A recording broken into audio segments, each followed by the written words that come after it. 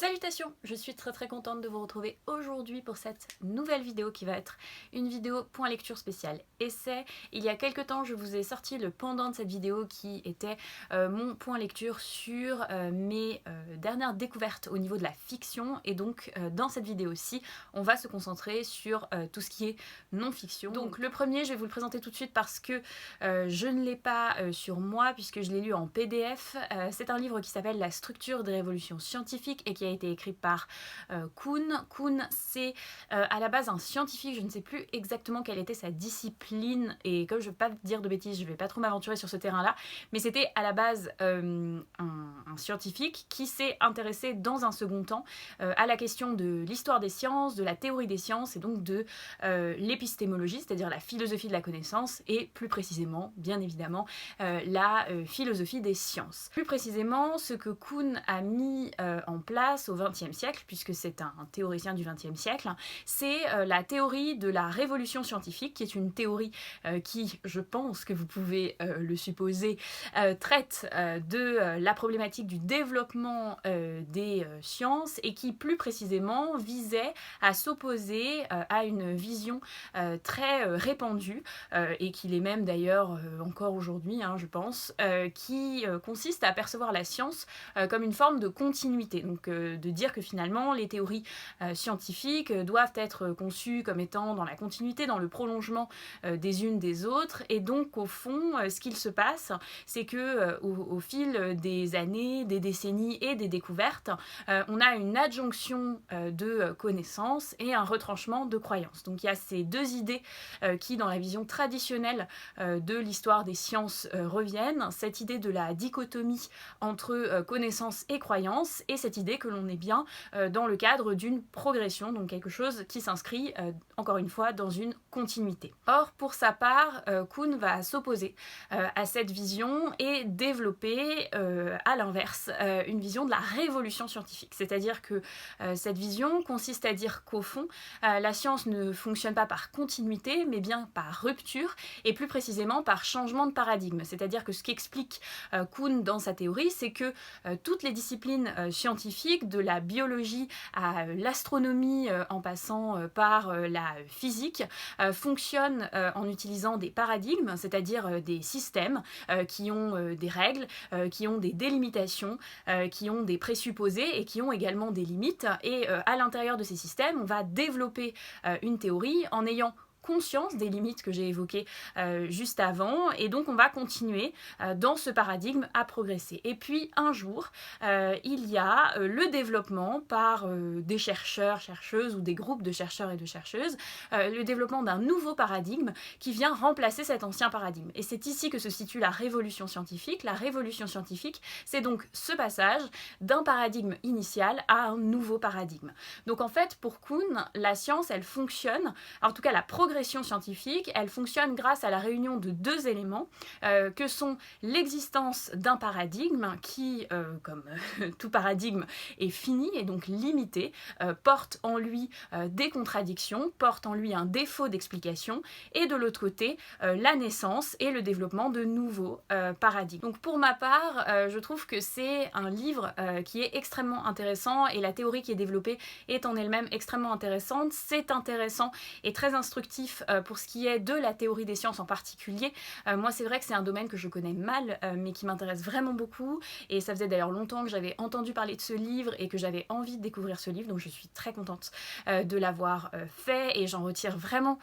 plein de choses. Et puis c'est aussi, alors à condition de mettre des filtres qu'il faudrait développer et qu'il faudrait affiner, mais c'est une théorie qui à mon sens pourrait aussi être utilisée au-delà de la question des sciences en particulier, en étant adaptée à d'autres disciplines, puisque au-delà de la question de l'évolution des disciplines scientifiques, ce dont parle aussi ce livre, même si encore une fois Kuhn vraiment traite uniquement de la question des sciences, rien d'autre n'est évoqué, mais ce dont ça parle aussi au fond, c'est le rapport de l'humanité et le rapport des sociétés à la connaissance, au réel, et l'évolution de nos connaissances et l'évolution de notre rapport au réel. Et le fait de concevoir notre rapport au monde, notre rapport au savoir, comme un rapport de révolution, c'est-à-dire de rupture brutale, qui peuvent s'étaler dans le temps, mais qui sont bien des moments de rupture, des moments dans lesquels il faut procéder à des basculements, et c'est quelque chose qui, je pense, peut être très intéressant à développer dans d'autres perspectives et dans d'autres disciplines. Donc voilà, c'est vraiment un livre que je vous conseille, qui est aussi, je le précise, très très accessible. Je le dis encore une fois, c'est vraiment pas un domaine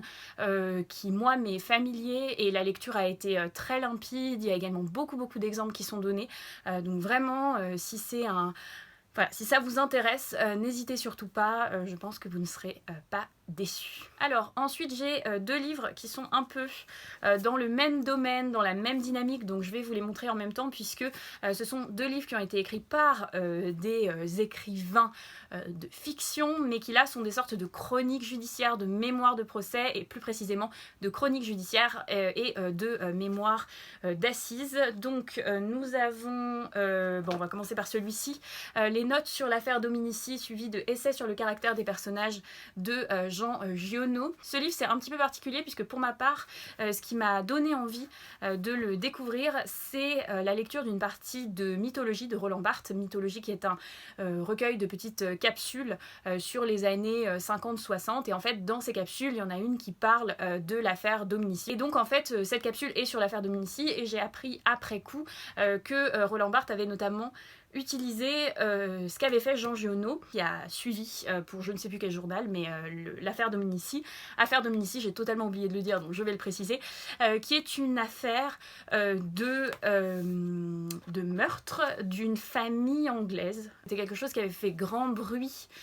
dans la presse et dans l'opinion publique en général, et c'était, je l'ai déjà dit, mais je le répète, Jean Giono qui avait couvert cette affaire. Alors, ça a été globalement une bonne lecture. C'est un livre qui se lit bien, c'est un livre qui se lit rapidement, c'est Giono, donc c'est plutôt bien écrit, donc pour ça rien à dire. Maintenant c'est vrai que pour avoir pour ma part d'abord lu la chronique, le récit et l'analyse que fait Roland Barthes de ce même procès, je trouve que ce que fait Giono est un petit peu en dessous. Voilà, on retrouve en fait les mêmes idées, c'est-à-dire cette idée qu'au fond le procès d'assises en particulier et le procès criminel en général a beaucoup de liens avec la littérature, avec cette idée de théâtraliser comme ça, de donner des rôles à chacun. C'est même quelque chose que je crois on retrouve un tout petit peu chez Arendt dans Eichmann à Jérusalem. Au tout début de Eichmann à Jérusalem, elle fait toute une analyse sur justement comment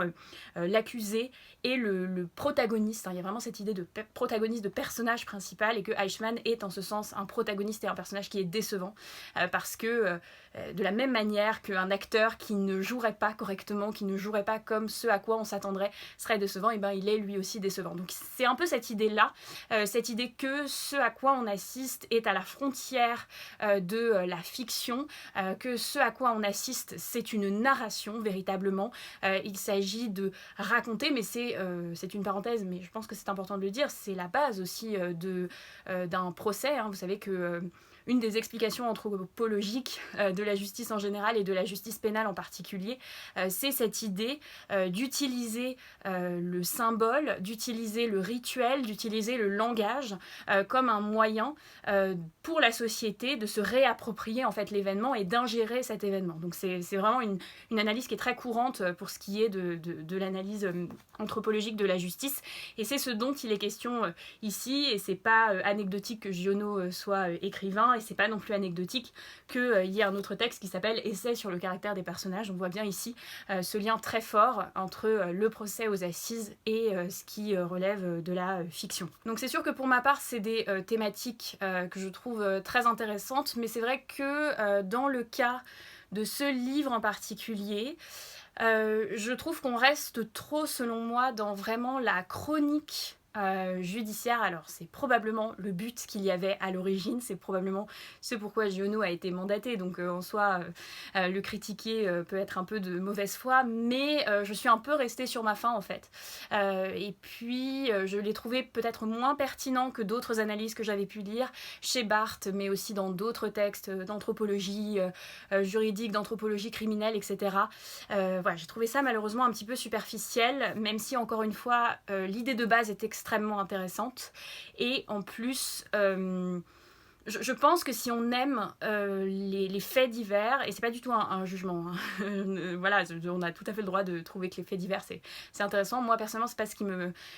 me passionne, mais je peux comprendre qu'on apprécie, et si on aime les faits divers, je pense que ça peut être intéressant parce que c'est bien écrit, parce qu'on est pris, parce que ça se lit vite. Mais pour ce qui est de vraiment, voilà c'est ça, pour ce qui est de vraiment avoir une analyse un peu plus fine, un peu plus poussée,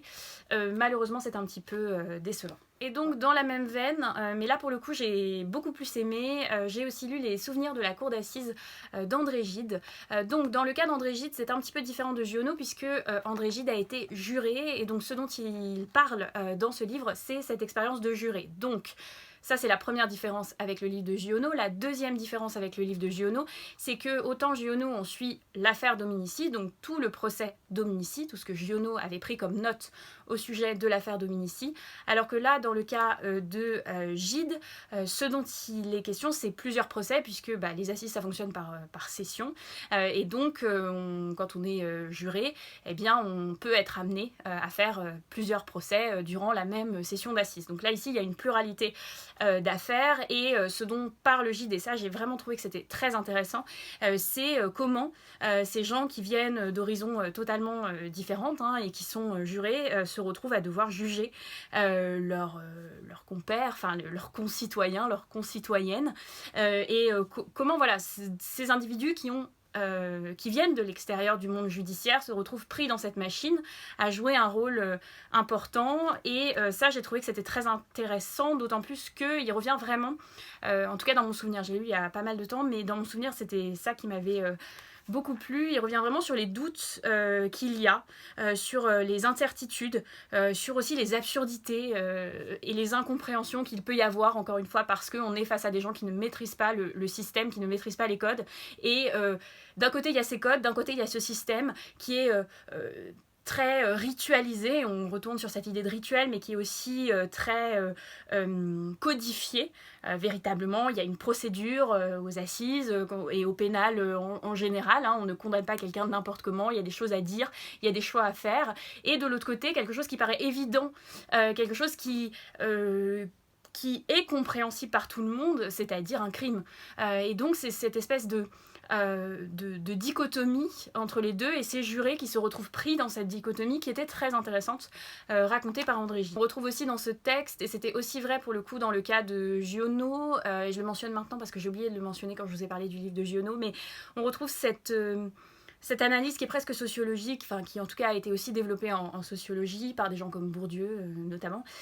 qui est cette idée de, pour les profanes, que sont les jurés, que sont aussi les accusés, que sont aussi les témoins, que sont aussi les victimes, d'être projetés dans ce monde qui est le monde judiciaire, de gens qui se connaissent, de gens qui maîtrisent.